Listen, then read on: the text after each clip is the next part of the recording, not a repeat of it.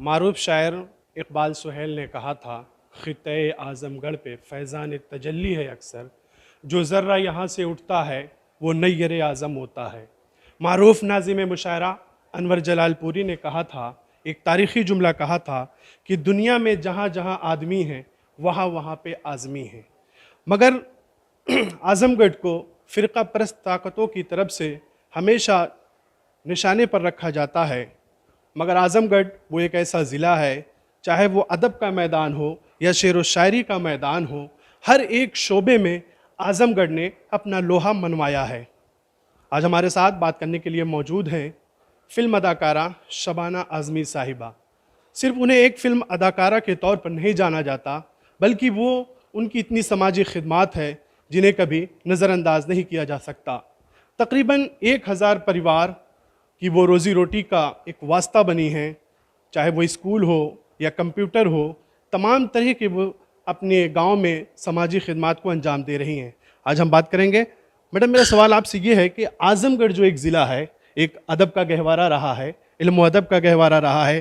कैफ़ी आज़मी साहब, अल्लामा शिबली नोमानी, बहुत सी ऐसी शख्सियात हैं जिन्होंने जन्म लिया, मगर ऐसा देखा जाता है कि आज़मगढ़ ज़िले को हमेशा निशाने पर रखा जाता है। तो क्या है आपका कहना? देखिए, पिछले कुछ सालों में ख़ास तौर से ये हुआ है कि आज़मगढ़ का नाम ख़राब करने पे ऐसा लगता है कि एक क्षेत्र है जो बिल्कुल तुला हुआ है। और ये हमारे लिए बहुत ज़्यादा अफ़सोस की बात है, क्योंकि जैसा आपने ख़ुद कहा कि आज़मगढ़ ऐतिहासिक तौर पर इसने सबसे पहले 1857 में जो लड़ाई थी उसमें संघर्ष में इन्होंने हिस्सा लिया था। यहाँ हैं शिबली नुमानी, राहुल संकृतैन, कैफ़ी आज़मी, जिन लोगों ने अपने देश के लिए बहुत काम किया है और बहुत ज़्यादा सांस्कृतिक इनका कंट्रीब्यूशन रहा है। मेरा ऐसा मानना है और ऐसा सोचना है कि षड्यंत्र के तौर पर अगर ये किया जा रहा है तो हम इसको सुधारने के लिए क्या कर सकते हैं। अगर हम सिर्फ ये कहते रहें कि नहीं ये तो नाइंसाफ़ी है, जो कि है, क्योंकि कुछ गंदी मछलियाँ जो है पूरे तालाब को बिगाड़ सकती हैं, ऐसा नहीं होना चाहिए। लेकिन हम शिकायत करते रहें, हम कहते रहें कि ये नाइंसाफ़ी है, जो कि है, या हम ऐसा कुछ काम करते रहे जिस काम के ज़रिए लोगों को ये नज़र आए कि सचमुच ये झूठा इल्ज़ाम है जो आज़मगढ़ पे लगाया गया है। फ़िल्म के हैं, हम फ़िल्म के ज़रिए कर सकते हैं, जो लेखक हैं वो लिख कर सकते हैं, जो पेंटर्स हैं वो पेंटर्स के ज़रिए कर सकते हैं। अगर हम पूरी सच्चाई से अपना काम करते रहें तो हम इस प्रतिभा को हम चेंज कर सकते हैं। मैडम, कैफ़ी आज़मी साहब आपके वालिद हैं, वो एक अच्छे शायर थे जिन्हें आलमी शोहरत याफ्ता शख्सियत कहा जाता है। तो किस तरीके की वो शायरी करते थे, या उनकी ज़िंदगी से जुड़ी कुछ ऐसी बात हमें बताएं आप। देखिए, कैफ़ी आज़मी की पैदाइश छोटे से गांव मिजवा, जो आज़मगढ़ से 40 किलोमीटर दूर है, वहाँ हुई। और वो एक ज़मींदार फैमिली को बिलोंग करते हैं। लेकिन उनकी अम्मा ये कहती हैं कि वो हमेशा से ही अलग थे। इसके बावजूद कि एक ज़मींदार ख़ानदान में वो पैदा हुए, 7 साल की उम्र में वो नए कपड़े इसलिए नहीं पहनते थे ईद के दिन, क्योंकि जो किसान हैं उनके बच्चे नए कपड़े नहीं पहन सकते। तो उनका जो सोचने का तरीक़ा था वो अलहदा था। फिर उनको शायद 15 साल की उम्र में सुल्तानुल मदारिस में इसलिए भर्ती कर दिया गया कि उनकी 3 बहनें जो हैं वो टीबी से ख़त्म हो गई थी। तो ये माना गया कि क्योंकि उनके बच्चों को अंग्रेज़ी सिखाई जा रही है, शायद इसलिए ये अच्छी बात नहीं है, तो उनको सुल्तानुल मदारिस में भेजा। वहाँ 6 महीने के अंदर उन्होंने स्ट्राइक कर दी, एक स्टूडेंट्स की यूनियन बना डाली, और उसके बाद वो वहाँ से निकाल दिए गए।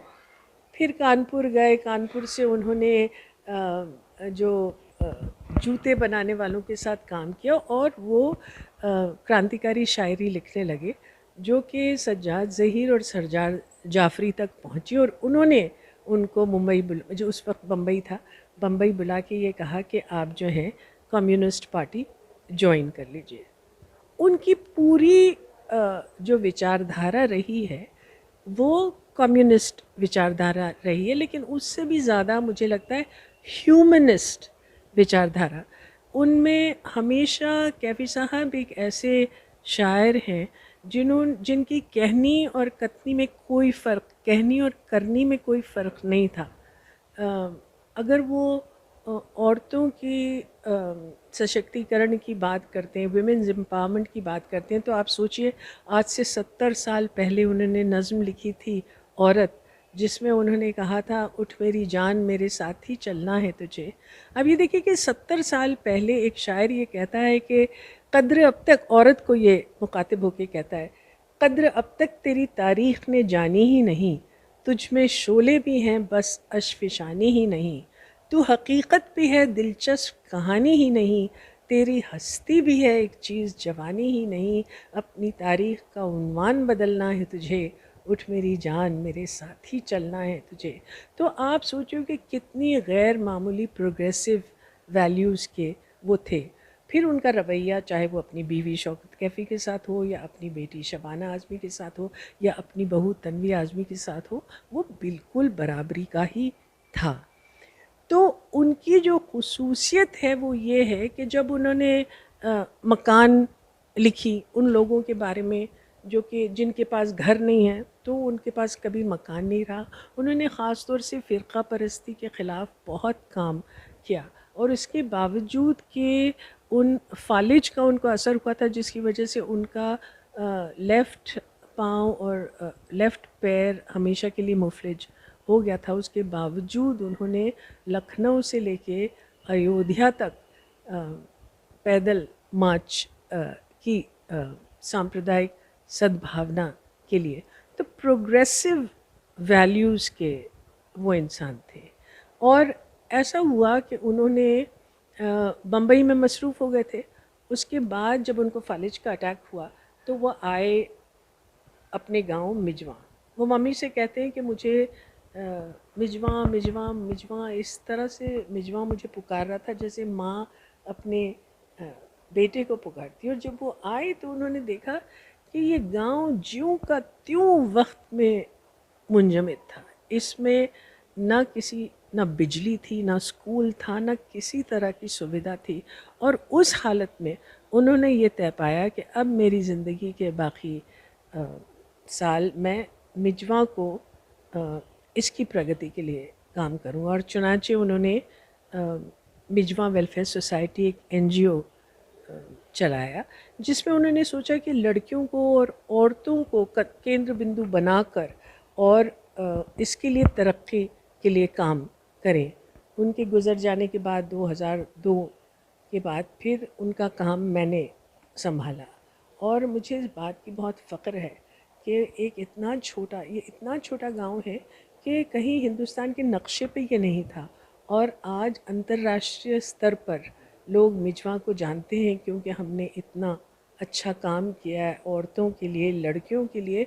और ख़ास तौर से आज के दौर में जो ये पैंडेमिक हुआ है कोरोना में, उसमें आप सोचिए कि हमने 1,60,000 लोगों को वैक्सीन्स दिलवाए।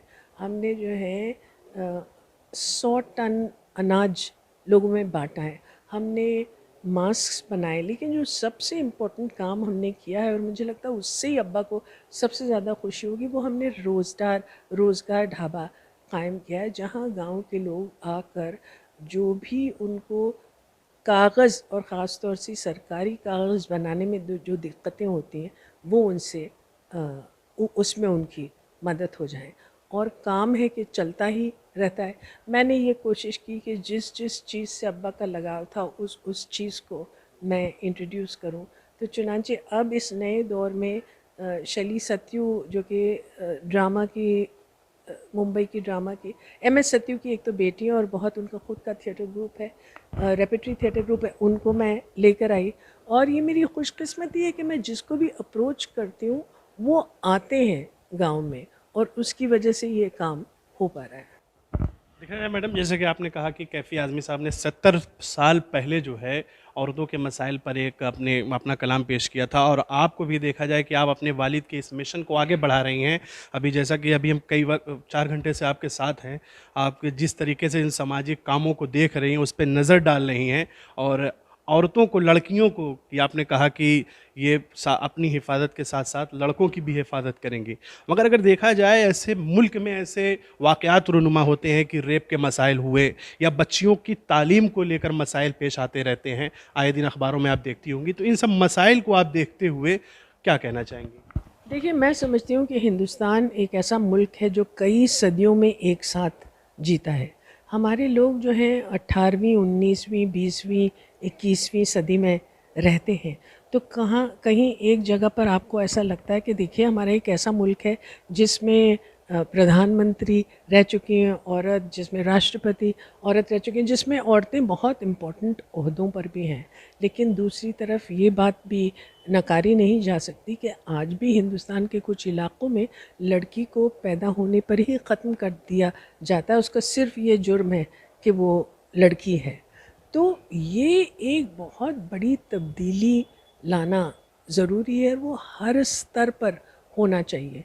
हम क्या करते हैं कि सिर्फ दूसरी पर उंगली उठा के कहते हैं कि तुमने ये नहीं किया, खुद नहीं एक अपने से पूछते कि आपने अपने लिए क्या है। तो सबसे ज़्यादा ज़रूरी जो है कि जब आप इसका अगर लॉन्ग टाइम गेन देखेंगी, तो लड़कियों की जो छवि है हमारे समाज में, उसको बदलना बहुत ज़रूरी है।